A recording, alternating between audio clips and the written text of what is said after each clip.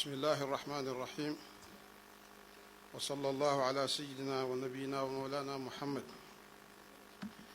Éminence, les fils de Sidi Ahmad Tijani, Éminence, fils et petit-fils de Cheikh Ibrahim Niass, honorables guides religieux, honorables autorités administratives et politiques, chers frères et sœurs, distingués invités, en vos rangs, titres et grades, assalamu alaikum wa rahmatullahi wa barakatuhu.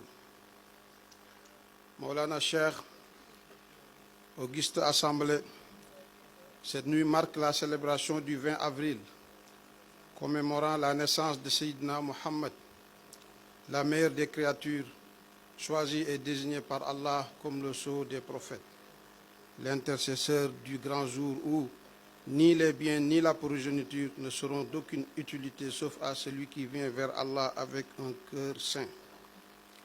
Il fut prophète, conscient de sa prophétie, alors qu'Adam était entre l'eau et l'argile. De sa lumière, Allah créa toute autre existence.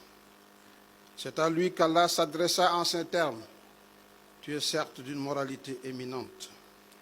Son existence précéda toute autre créature, bien qu'il fût la dernière manifestation prophétique. Et pour toute justification de cet état de fait, Allah dit: lorsque nous prîmes des prophètes leur engagement, de même que de toi, de Noé, d'Abraham, de Moïse et de Jésus, fils de Marie, ce noble prophète qui dit: je me glorifie plutôt de mon statut de serviteur et non de celui de Saïd, autrement dit maître. Cette nuit qui célèbre sa naissance est la meilleure et la plus majestueuse de toutes les autres nuits. En cette année, la commémoration de son anniversaire coïncide avec le mois béni de Ramadan, mois pendant lequel le Coran a été révélé comme guide pour les hommes, preuve manifeste d'une bonne direction et du discernement. Quelle majestueuse célébration dont sont nostalgiques les cœurs des Arifines. À l'occasion, Cheikh al-Islam, Cheikh Ibrahim Niass, notre vénéré maître, disait, je cite: en l'honneur du bien-aimé, du maître des premiers et des derniers, Allah nous a gratifiés d'un congrès avec nos bien-aimés, de l'est à l'ouest, du nord au sud, autant les hommes, les djinns, les animaux que les objets, une occasion pour manifester notre joie, magnifier et vénérer l'avènement du bien-aimé. Fin de citation. Chers frères en Allah, le Cheikh al-Islam Haji Ibrahim Niass honorait cet événement par des enseignements tirés de la vie du prophète Mohammed, dont les plus marquants sont ceux qui sont rapportés dans le Coran, ce miracle éternel de notre prophète Mohammed. Dans un noble hadith, il est rapporté: soyez heureux, un bout de ce livre est entre vos mains et l'autre entre celles d'Allah. Cramponnez-vous-y, ainsi vous ne serez point en déchéance ni en perdition. Dans son tafsir, Cheikh Ibrahim Niass nous signale que la sourate Al-Ahzab, les coalisés, bien que brève, comporte des leçons et des enseignements très expressifs quant à la méthode du prophète dans la da'wah, l'appel à l'islam, et la manière de gérer les relations humaines, aussi bien dans l'amitié que dans l'adversité. D'après Ubay ibn Ka'b, cette sourate était aussi longue que les 7 autres, mais elle a été réduite à 73 versets, contrairement à la sourate Al-Baqarah qui en comporte 286. L'exégèse de cette sourate comporte en substance les points suivants. L'entame est: ô prophète, crains Allah, c'est-à-dire persiste dans la crainte révérentielle, car il la vivait déjà. Le récit de Zayd ibn al-Haris, qui fut esclave, dès qu'il embrassa l'islam, le prophète l'affranchit et l'adopta comme cela se faisait pendant la période anti-islamique à Jahiliya. Le prophète lui donna en mariage Zaynab bint Jahsh, fille de Safiya bint Abdel Muttalib. Lorsque le verset « Il n'a point fait de vos fils adoptifs vos propres enfants » fut révélé et que Zayd répudia Zaynab bint Jahsh, le prophète épousa cette dernière. La sagesse divine qui résulte de cette injonction est que les croyants sachent qu'il n'y a point de grief de prendre comme épouse les femmes divorcées de leurs enfants adoptés.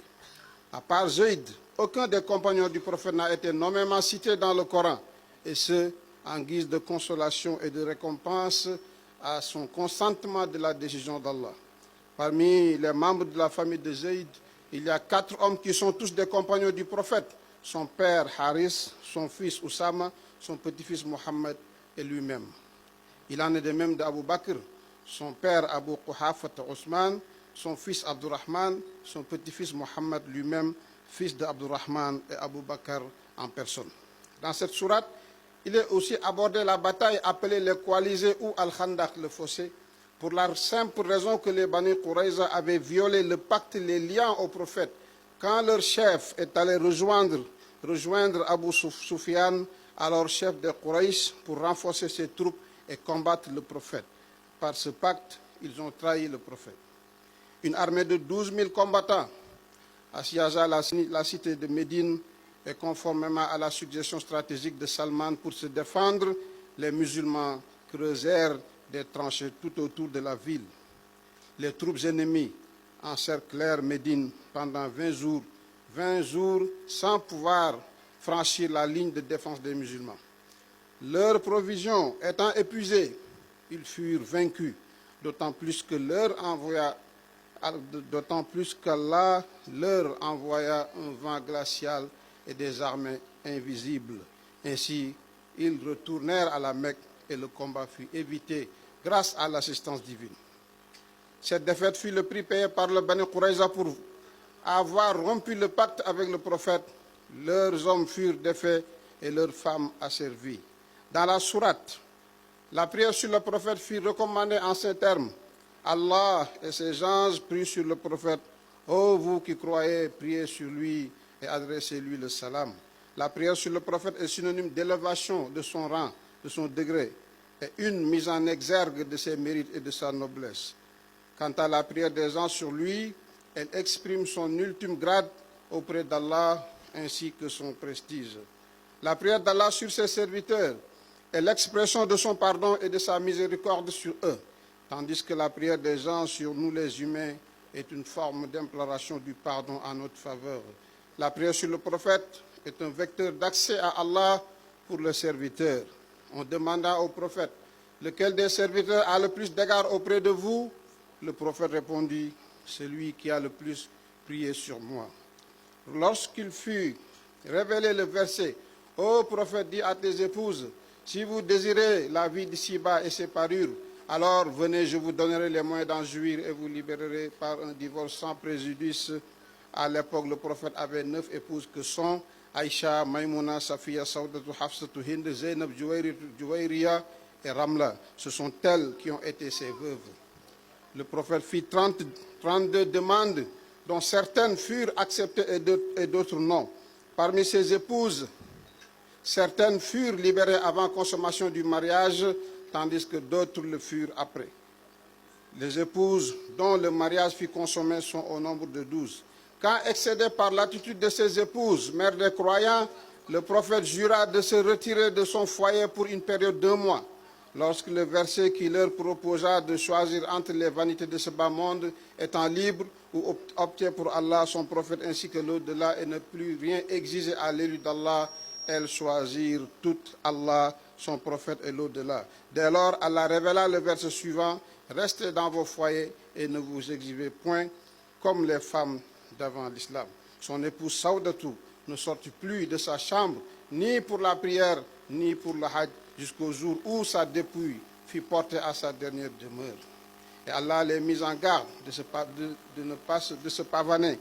Toute femme qui expose sa beauté est assimilable à cet acte. Allah veut uniquement vous débarrasser de toute souillure, ô les gens de la maison du prophète, et il veut vous purifier pleinement. Lorsque ce verset fut révélé, le prophète couvrit Ali, Fatima, Hassan et Hussein d'un manteau fabriqué de Khaybar et dit, ô Seigneur, voici les membres de ma famille, purifie-les. La poutre qui tenait lieu de porte clama à haute voix, Amin.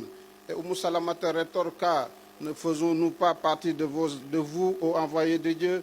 Le prophète répondit, vous êtes mes épouses et ces derniers sont mes proches.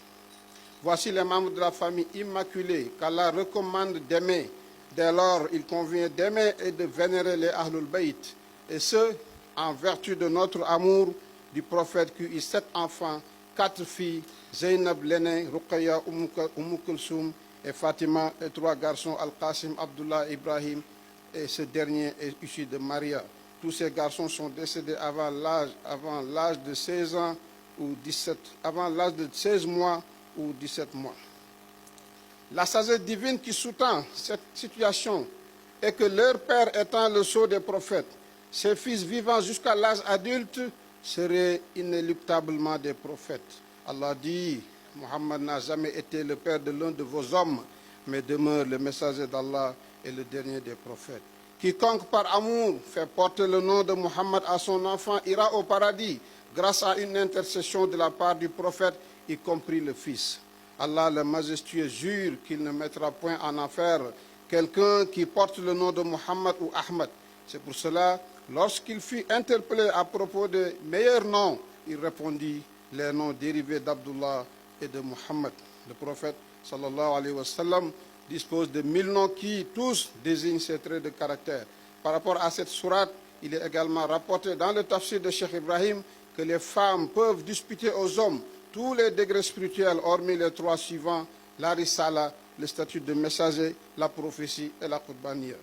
De même, il est rapporté, dites la ilaha illallah au point qu'on vous taxe d'aliéner, comme l'illustrent les propos d'Abu Bakr, en invoquant Allah, les Yéménites fondirent en larmes et se dandinèrent de joie. En les observant, Abu Bakr dit, notre état fut pareil. Ensuite, nos cœurs se raffermirent. Par modestie, il a traduit leur état d'accomplissement par raffermissement des cœurs. Ceci étant, distingués invités, chers guides, nous vous adressons nos vifs remerciements et vous témoignons de notre gratitude pour votre présence et votre aimable attention. Qu'Allah, dans son infinie bonté, rétribue en bien toutes celles et tous ceux qui ont fait le déplacement pour participer à cette célébration. Qu'il en soit également ainsi pour tous ceux qui, malgré leur ferme intention de le faire, n'ont pu accomplir le voyage. Qu'Allah nous accorde les mérites du mois béni de Ramadan dans toutes ses dimensions et qu'il purifie nos cœurs.